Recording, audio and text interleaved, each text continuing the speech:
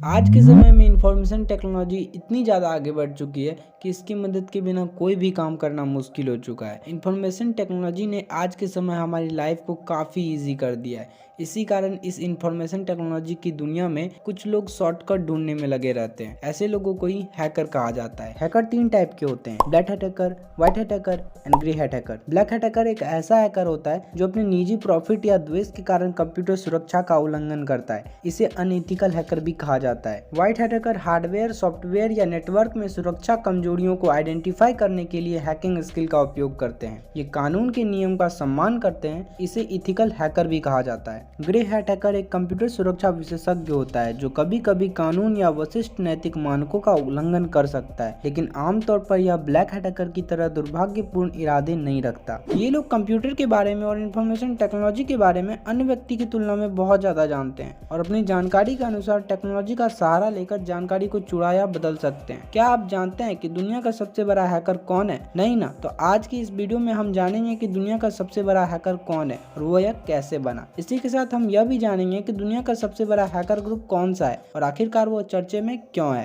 तो चलिए शुरू करते हैं। हैकर बनने के लिए एक ऊंचे दर्जे का दिमाग तथा आउट ऑफ द बॉक्स सोचने की क्षमता होनी चाहिए और यह सारी खूबियां केविन मिटनिक में थी।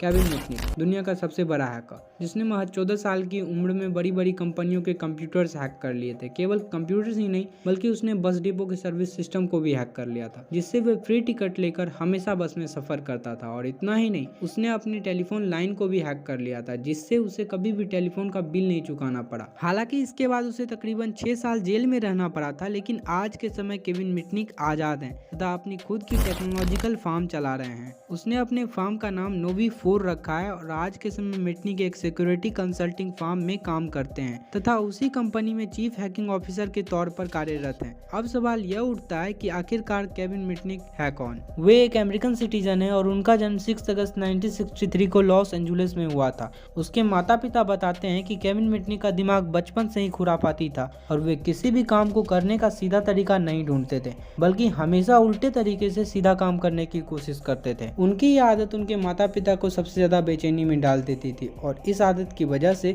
वह किसी भी चीज में कमी ढूंढ करके उस कमी का फायदा उठाने लगते थे। इस मानसिकता की वजह से उसके माता पिता भी केविन मिटनिक से हमेशा परेशान रहते थे। केविन मिटनिक जब 12 साल के थे तब वह बस से स्कूल जाते थे। उस समय बस से जाने के लिए एक टिकट लगता था जिसे कंडक्टर आखिर में छेद कर देता था और वह छेद एक निश्चित जगह पे किया जाता था ताकि कोई भी दूसरा व्यक्ति उस टिकट का इस्तेमाल ना कर सके, और इसके लिए वह बंच होल मशीन का यूज करता था। केविन मिटनिक ने इसमें भी कमी ढूंढ ली और उसने कंडक्टर से बात करते हुए कहा कि उसे स्कूल प्रोजेक्ट के लिए बंच होल मशीन चाहिए। एक 12 साल के बच्चे से कंडक्टर किसी भी तरह की होशियारी की उम्मीद नहीं कर सकता था, इसलिए कंडक्टर ने 12 साल के बच्चे को यह बता दिया कि बंच होल मशीन कहाँ मिलती है। इसके बाद केविन मिटनिक ने अगले 20 सालों तक कभी भी टिकट के पैसे नहीं दिए। यह 15 साल की उम्र में टेलीफोन लाइन को हैक करके फ्री में फोन कॉल करने लगा। इसने अपना नंबर छुपाना भी सीख लिया और अपने फोन नंबर पर आने वाले बिल को किसी दूसरे नंबर पर भेजना भी सीख लिया। इसे यह सारा काम एक मनोरंजन लगता था।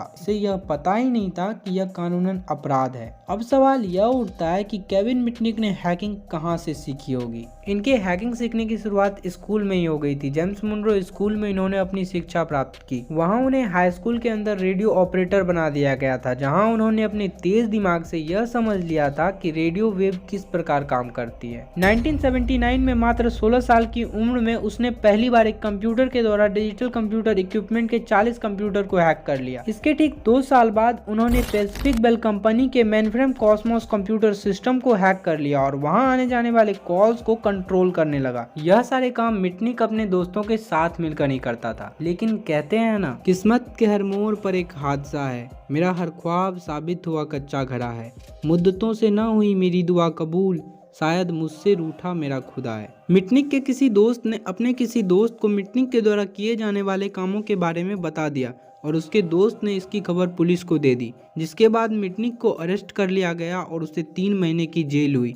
जेल से बाहर आने के बाद उसने नेशनल सिक्योरिटी एजेंसी के सिस्टम सॉफ्टवेयर को हैक कर लिया। इसके बाद केविन मिटनिक ने और भी कई कंपनीज के सिस्टम सॉफ्टवेयर, लैंड नेटवर्क तथा इंटरनल सिस्टम को हैक कर लिया। और तो और उसने IBM तथा नोकिया के मेनफ्रेम सिस्टम को भी हैक कर लिया। इसके बाद उसे काफी लंबी सजा हुई, लेकिन आज के समय केविन मिटनिक आजाद है और उन्होंने अनइथिकल हैकिंग का का काम छोड़कर खुद की एक सिक्योरिटी फर्म खोली जिसका नाम नोबी फोर मिटनिक सिक्योरिटी कंसल्टिंग है। वहाँ वे चीफ हैकिंग ऑफिसर के तौर पर काम कर रहे हैं, क्योंकि वो अब समझ चुके हैं कि किसी चीज में कमी खोजकर उसका फायदा उठाने से बेहतर है उस कमी को पूरा करना। और अब हम नेक्स्ट टॉपिक के बारे में जानेंगे कि दुनिया का सबसे बड़ा हैकर ग्रुप कौन सा है। आज के समय में एनोनिमस एक डिसेंट्रलाइज्ड इंटरनेशनल एक्टिविस्ट ग्रुप है जो हैकिंग का काम करता है। यह group Indian governments and security agency के इंफॉर्मेशन को चुराने का काम करता है और उन इंफॉर्मेशन को पब्लिक डोमेन में अवेलेबल करवा देता है। फिलहाल के चल रहे रूस यूक्रेन वॉर में उन्होंने रूस की सिक्योरिटी एजेंसी के ऊपर साइबर अटैक किया था, जिसको लेकर वे चर्चे में है। आई होप कि आपको ये वीडियो पसंद आई होगी। पसंद आई तो वीडियो को लाइक कर देना और चैनल को सब्सक्राइब करके बेल आइकन प्रेस कर देना। तो मिलते हैं अगली ऐसे ही इंटरेस्टिंग टॉपिक के साथ। तब तक के लिए thank you so much for watching. Good bye.